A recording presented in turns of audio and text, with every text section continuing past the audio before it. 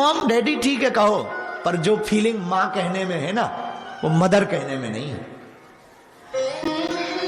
हाँ, तो तुम करोड़ों की टॉवेल ले लेना, पर वो माँ का आंचल जो काम करता ना बचपन में। अब तुम लोगों ने ऐसा किया हो ना किया हो, हमने तो किया। छोटे बचपन में जब मुंह धोते थे तो टॉवेल तो होती नहीं थी, तो माँ की साड़ी के पल्लू से ही पोंछ लेते थे, और वो सुख होता था ना। आज लाखों की टॉवेल फीकी है। हमारी माँ 12-13 हजार किलोमीटर दूर है, लेकिन हर पल हमारे साथ, एक एक पल ध्यान रखती हो। हमारी माँ ने हमें बहुत सिखाया।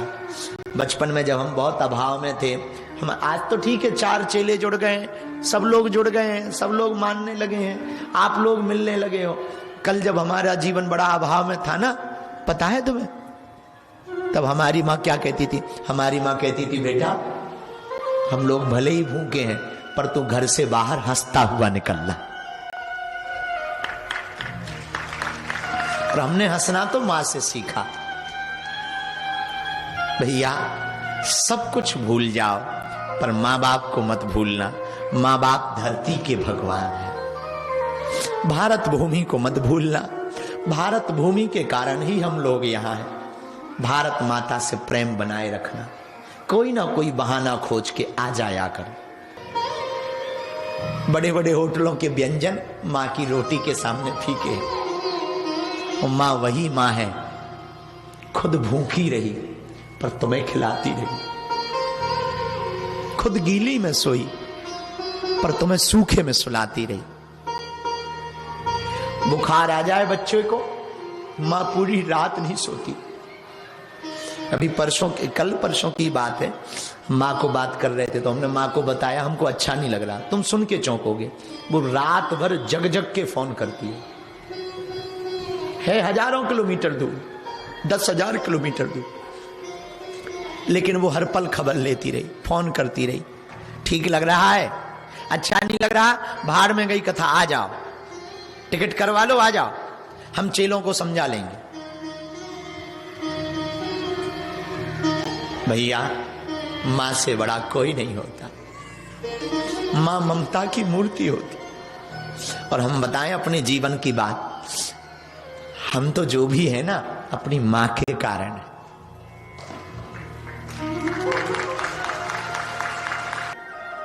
बुरा ना मानना। तुम कह रहे हो गुरुजी क्या बातें सुना रहे? भैया कथा से ज्यादा जरूरी है, हिंदू नहीं बचेगा तो हिंदुस्तान कैसे बचेगा? तुम्हारे बच्चे नहीं अगर सनातन परंपरा पे जिएंगे तो तुम कैसे बचोगे? बहुत जरूरी है। देश का भी तो कर्जा है, तुम्हारे ऊपर भी तो है। हम तो चुका रहे हैं, तुम्हारे ऊपर भी तो देश का कर्जा है। इसलिए खूब बड़े बनो। भगवान से, हम हनुमान जी से तुम्हारे लिए प्रार्थना कर रहे, दिन दूने रात चौगने बढ़ो, खूब बढ़ो, पर कभी भी अपने परिवार को, माँ बाप को मत भूलना। और जिनके परिवार नहीं ना, परिवार दूर हो गया हो, क्षमा मांग लेना। सॉरी कहने में कुछ नहीं बिगड़ता, क्षमा मांगने में कुछ नहीं बिगड़ता, तुम्हारे झुक जाने में कुछ नहीं बिगड़ता। वो तुमको प्रेम दे या ना दे, तुम अपनी तरफ से पूरा कोशिश करो। हम कोशिश ना करें ये मूर्खता है, हम पूरी कोशिश करें, उनका अपना काम है, हम अपनी कोशिशें पूरी करें। और हम हनुमान जी से प्रार्थना करते हैं आप लोगों की संतति और संपत्ति दोनों सुरक्षित रहे, ऐसी हनुमान जी से प्रार्थना कर रहे हैं।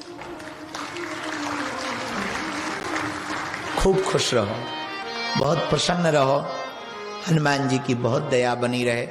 बस 2 दिन की चर्चा थी यहाँ की। हमको आज ही ऑकलैंड के लिए जाना है, वहाँ कल से 2 दिन की चर्चा सुनाकर फिर हमको वापस क्वींसटाउन होते हुए भारत की तरफ जाना है। जब भी हम भारत पहुँचेंगे, आप लोगों की तरफ से, न्यूजीलैंड वाले पागलों की तरफ से हम भारत माता को प्रणाम कर देंगे। बालाजी को भी प्रणाम कर देंगे। और आप लोग अपना ध्यान रखना, अच्छे से रहना, एकता में रहना, कभी टाइम मिले तो बागेश्वर धाम आना, बालाजी जब बुलाएं तब आना, खूब प्रसन्न रहना। आप सब हमारा परिवार हो, बस यही रहता मन में, हमेशा हमें चिंता रहती, सब लोग खुश रहें, हनुमान जी की कृपा बनी रहे, ताकि आप रोग बाधा दूर हो जाए और हजारों किलोमीटर दूर हो। इसलिए हमने आज सोचा है तुम सबको भभूति दें। तो जब भभूति बांटेंगे, अभी सामूहिक अर्जी भी लगाएंगे, भभूति बांटेंगे तो 2-2 बार मत लेना, डेयरी मिल्क की चॉकलेट नहीं है, भभूति है, एक बार ही लेना। और भभूति का प्रयोग ऐसे खोल करके थोड़ा थोड़ा प्रयोग मस्तक पर, रोगी है तो रोगी पर, कोई बाधा है तो बाधा वाले व्यक्ति पर थोड़ा थोड़ा प्रयोग रोज करना। हमें भरोसा है, जाओ भभूति भर से ही तुम्हारे काम सफल हो जाएंगे। जिन कामनाओं को लेके बैठे हो जाओ। हमें एक और हनुमान जी से प्रार्थना है, बालाजी से, उन्होंने ही हमें भेजा, भैया आप लोग भी हमें बैठे बैठे आशीर्वाद दो कि हमारी बुद्धि ठीक रहे और हम हिंदुओं के लिए काम करते रहे, ताकि पूरी दुनिया के हिंदू एक सूत्र में रख सकें। बहुत से लोग कहते गुरुजी आपकी बातें कई बार बड़ी चुभती हैं, सुई जोड़ने का काम करती है लेकिन वो चुभती है। सुई को देखा तुमने? सुई चुभती है, क्यों? क्योंकि वो जोड़ने का काम करती, तो जो जोड़ने का काम करेगा वो चुभेगा।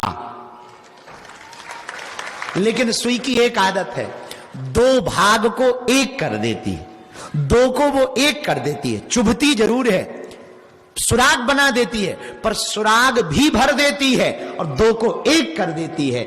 ऐसे ही हमारा है, हमारी बातें तुम्हें कड़वी जरूर लगेंगी, मन को थोड़ा ठेस पहुंचा सकती हैं, थोड़ा सा बुरा तुमको लग सकता, लेकिन भैया तुम जो 2 अलग अलग हो ना, आत्मा और परमात्मा को 1 कर सकता है। इसीलिए हम बहुत प्रसन्नचित्त हैं कि भगवान ने हमको आप लोगों के बीच में भेजा है।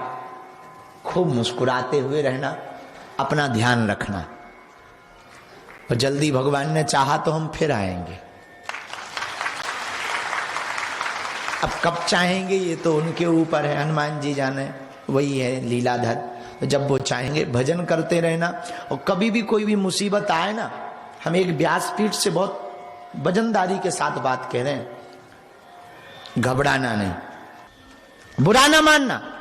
सब काम संपत्ति नहीं होती, हाँ हम मानते हैं सब भाई एक जैसे नहीं होते, पर भाई से बड़ा कुछ होता नहीं, परिवार से बड़ा कुछ होता नहीं। तुम्हारे पास खूब पैसा हो, रुपया हो, नाम हो, पर अपने ना हो, किस काम का? फिर तुम विदेशों जैसा करोगे, कुत्तों बिल्लू के नाम पर करवाओगे अपनी संपत्ति।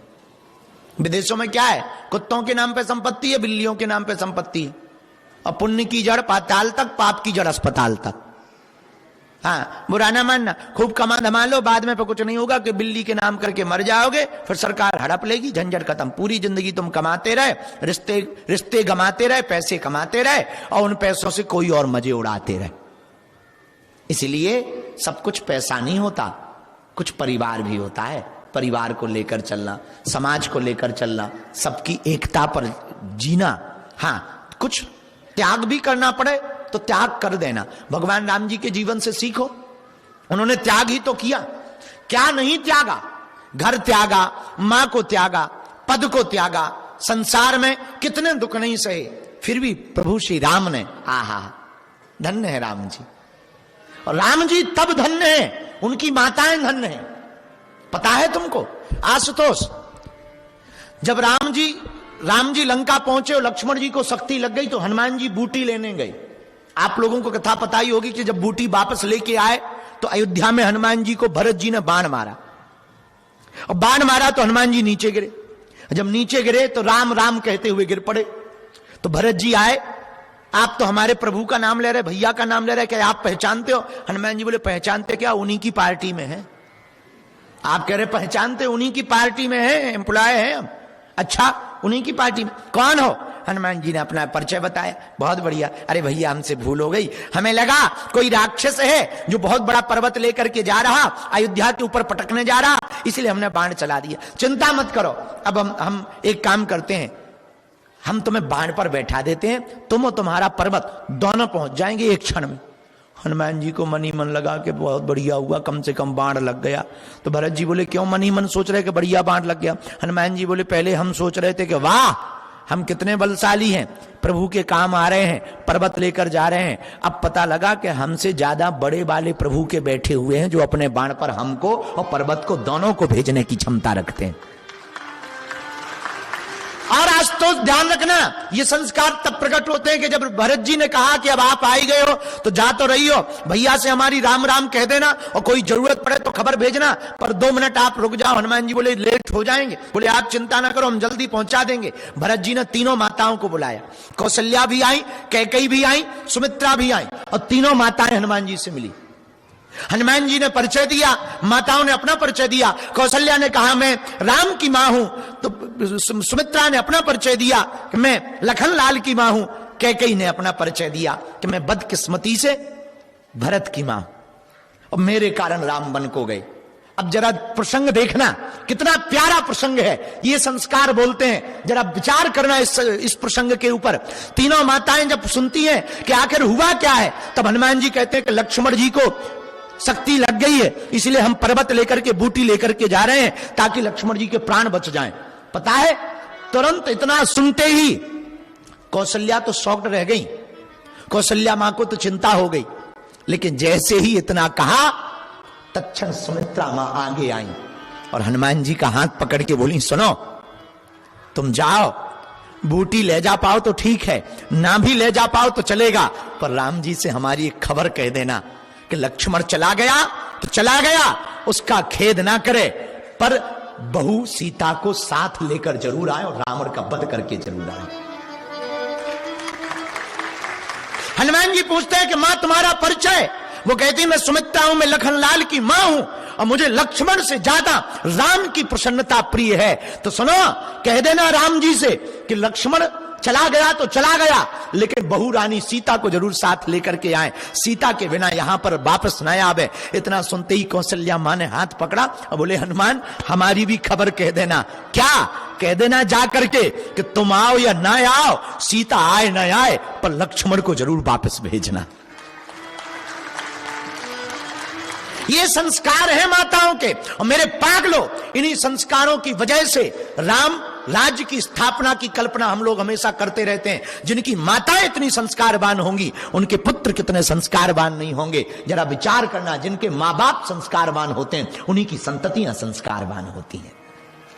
धन्य है राम जी का चरित्र, धन्य। आज तो तुमने पूछा कि कौन सी ऐसी चीज है जो असफलता में बाधक है, तो पहली चीज है कान भरने वालों से सावधान रहो। मंत्रा हर घर में रहती है, और हर घर में नहीं रहती तो फैमिली में तो रहती है। और फैमिली में रहे देवरानी जेठानी सासू मां बन के या ना रहे, पर मित्र मंडली में तो मंत्रा होती है। हाँ, हर मित्र मंडली में मंत्रा होती है। तो पहला तो कान भरने वालों से सावधान रहना। दूसरा, अति स्वार्थ से सावधान रहना, वरना तुम्हारा हाल भी चीटी जैसा होगा, चीटी के जैसा। 200 रुपया केजी में बिक जाओगे। जो क्राइस्ट चर्च का चीटा था वही हाल होगा। तीसरा, तुमने पूछा कि सफलता का उपाय क्या, कौन सी चीजों से बचना है। तीसरी बात बहुत प्यारी है, वो ये है पैसों से ज्यादा परिवार को बचाकर रखना। तुमने पैसे बचा लिए, परिवार नहीं बचाया, तो कोई काम का नहीं है।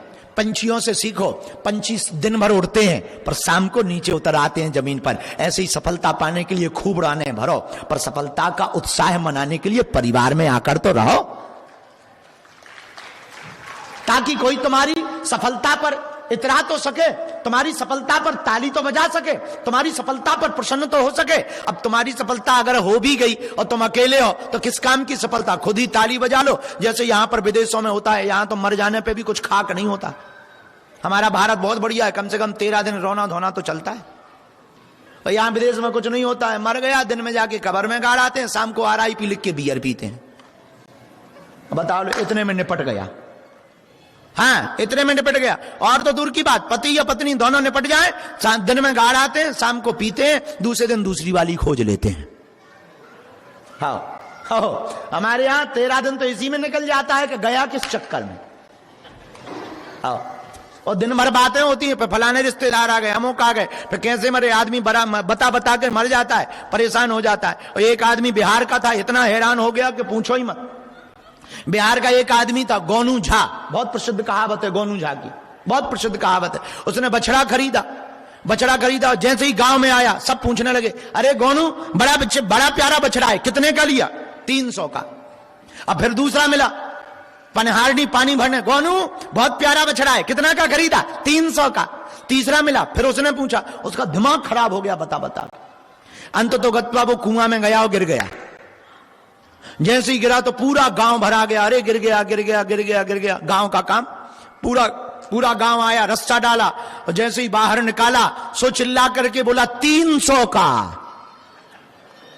तो गांव वाले बोले ये 300 का मतलब क्या है? 300 क्यों चिल्ला रहे? लगता है तुम्हारा दिमाग सटिया गया, गिरने से सिर में चोट आ गई। बोले हमारे सिर में चोट नहीं आई, हम अलग अलग बता करके थक गए, इसलिए पूरे गांव को बुलाने के लिए हम कुआं में कूदे हैं कि 300 का बछड़ा है।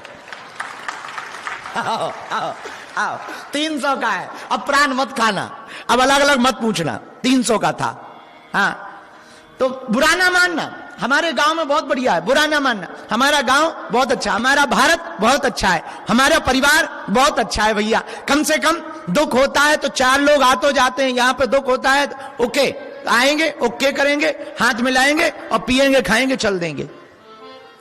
बुरा ना मानना, यहां समृद्धि बहुत है, संपत्ति बहुत है, पर भावनाएं खत्म हो गई। आदमी तो है पर आदमी के इमोशनल खत्म हो गए। यहां आदमी रो भी नहीं पा रहा और हंस भी नहीं पा रहा। तुम लोगों को हंसने के लिए भी फिल्में देखने पड़ती, और हमारे यहां तो कोई जो है कीचड़ में गिर जाए उसी बात पे हंसी आ जाती है। हाँ, हमारा भारत अद्भुत है। तुम लोगों को हंसने के लिए भी टिकट देनी पड़ती है, 300 रुपया की टिकट लो तब फिल्म देखो, तब तुम लोग हंसते हो। रोने के लिए भी अब तो यहां कुछ दिनों बाद ऐसा आएगा कि रोने के लिए हाउस बनेंगे। रोना जरूरी है ताकि आंखें साफ हो सकें। हमारा भारत बहुत बढ़िया है, दूसरे के दुख को देख करके भी रो तो लेते हैं। अब अंदर से रोएं बाहर से रोएं वो बात अलग है, पर कम से कम दुख में खड़े तो हो जाते हैं। परिवार हमारा अच्छा है भैया, बुरा ना मानना। पैसा सब कुछ नहीं होता, परिवार भी सब कुछ होता। राम जी की विजय इसलिए हुई क्योंकि राम जी ने पद को नहीं चुना, राम जी ने परिवार को चुना। और रावण की हार इसी में हुई, रावण ने पैसा चुना, परिवार को नहीं चुना, विभीषण का परित्याग कर दिया, इसलिए रावण की हार हुई। तो आशुतोष, अति स्वार्थ बहुत खराब है, अति स्वार्थ से बचो। और चौथी और अंतिम बात, कम बोलो। सफलता पानी है ना, पहले से बताओ मत, पहले विचार कर लो, क्रियान्वयन कर लो, फिर बताओ। पहले विचार, फिर कार्य, फिर प्रचार। और हम लोग क्या करते? पहले प्रचार, फिर कार्य, बाद में जब फेल हो जाते तो विचार कि फेल हुए क्यों। लेकिन करो उल्टा, पहले विचार फिर कार्य, बाद में प्रचार करो। और तुम प्रचार करो या ना करो, सफलता पा जाओगे तो अपने आप दुनिया को पता लग जाएगा। तुम्हारा ही एक प्रश्न और है कि सफलता में किन चीजों, सफलता पाने के लिए किन चीजों से बचना चाहिए। ये तो हो गया उत्तर। आपने दूसरी बात बहुत अच्छी पूछी, आप कथाओं में संकीर्तन करवाते हैं। जरा ये माइक ठीक कर देना, थोड़ा और ठीक कर दो, है ठीक ऑलरेडी। आपने कहा कि आप कथाओं में संकीर्तन करवाते हैं, उसके पीछे कारण क्या है? कोई कारण नहीं है। दीवाल बनती है, मसाला लगता है, मसाला लगाया जाता तो कुछ सांसें रह जाती हैं, उस पर प्लास्टर किया जाता है, प्लास्टर करने से सांसें भर जाती हैं, दीवार की स्ट्रेंथ मजबूत हो जाती है। वैसे ही कथाएं हैं, कथा एक सत्संग है, अनुष्ठान है। अनुष्ठान में कोई त्रुटि हो जाए तो सत्संग करके उसको ठीक कर लिया जाता है।